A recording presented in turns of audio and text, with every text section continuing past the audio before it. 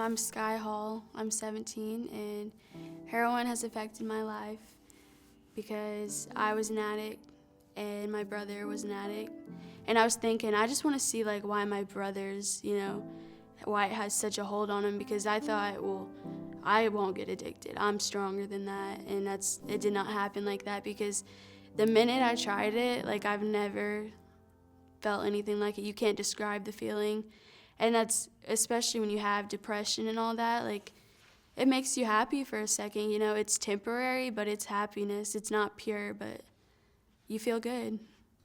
We spoke to someone who described it as like getting into the warmest, most comfortable bath when you try heroin for the first time. When you like shave your legs and get under the covers, it's like that. Or like, it's like, I don't know, when you get paid and your check's bigger than it's supposed to be. It's like all of that, you know what I mean? It's like the minute I tried it, I felt like, oh, this is what I've been missing, This is why I've been feeling this way.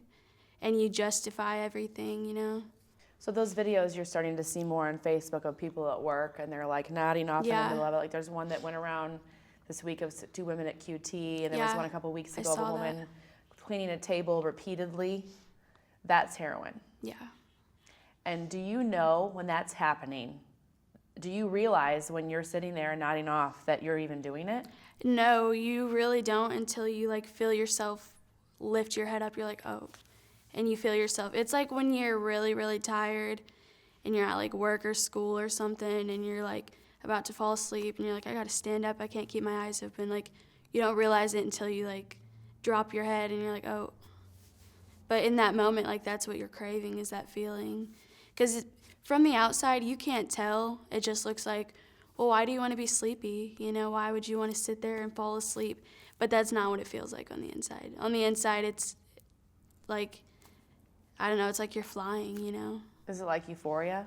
Yes, to like the max. It's like, say you just ran a mile and it's hot outside and you're so thirsty and someone hands you a big bottle of cold water. You know what I mean?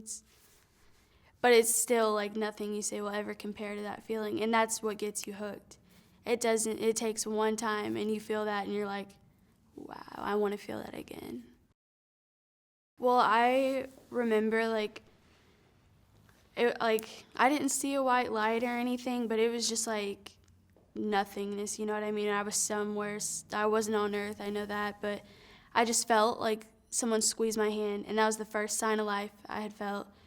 And I opened my eyes, and my brother was sitting there, and he was holding my hands, and he was crying, and he was praying.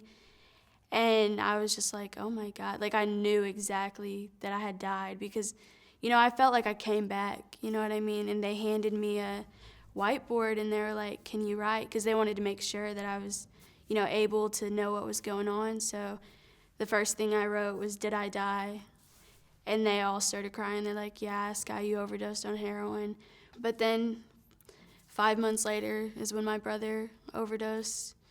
And it's so crazy because, he got sober. He told me, hey, I'm burning all my stuff. He literally made a fire, burned his syringes and all that, got rid of everything. And he was ready to get sober, once he saw that it went too far, it got to his little sister.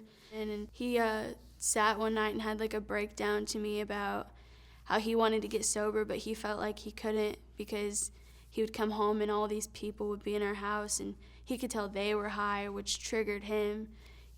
That's another thing. If you're sober, you have to change they say your nouns, your people, places, and things. You can't go around people who are using, because if you see someone high, you're going to want to get high. If you go around places, you're going to start reminiscing, oh, I used to get high here, one more time won't hurt. And that's just how it goes. And then, for family members who have never felt addiction, there's the 3 C's, which I learned in rehab. You didn't cause their addiction, you can't control it, and you can't cure it. So a lot of family members, blame themselves, but it's, they didn't cause it, they can't control it, and they can't cure it. It's been over a year, right? Yeah. You lost your brother while you were in rehab, which is reason enough to relapse. I'm not gonna lie, I have thought about it a lot. I'm not gonna sit here and say don't even think about it, because I do. Like, something like that, you don't just stop thinking about it. It's like going on a diet.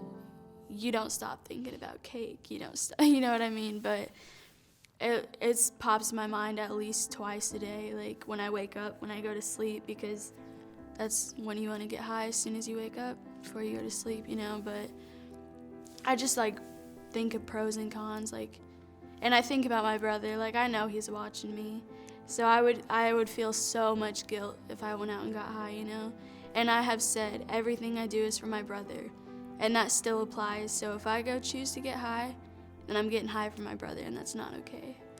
And so, what can you tell a kid who's trying to fill a void, and maybe they go on and they're like, well, I'm kind of thinking about it, my friends are doing it. How can you stop them from trying it? What can you say to them?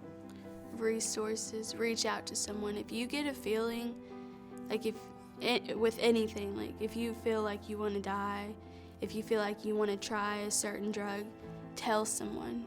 Because I promise, if you tell the right person, like a positive person, then they're not just gonna sit back and be like, go do it, dude. They're gonna be like, okay, why do you feel that way? You gotta talk to people, because there's reasons you feel like doing stuff like that. So definitely, like, what we did in rehab before we left, we had to make like a relapse prevention. And I feel like this would be good for people before they even start using drugs. Like, if they feel like they need to, write a list of positive people and write a list of negative people. Like, call those positive people if you feel like doing something. And those negative people, like, steer clear of them. Because everyone has, like, that friend in their friend group who's like, let's go try this, let's go do this. They always want to do something crazy, and it's like, either you can be there for them, but when it becomes toxic for you, that's when you remove yourself.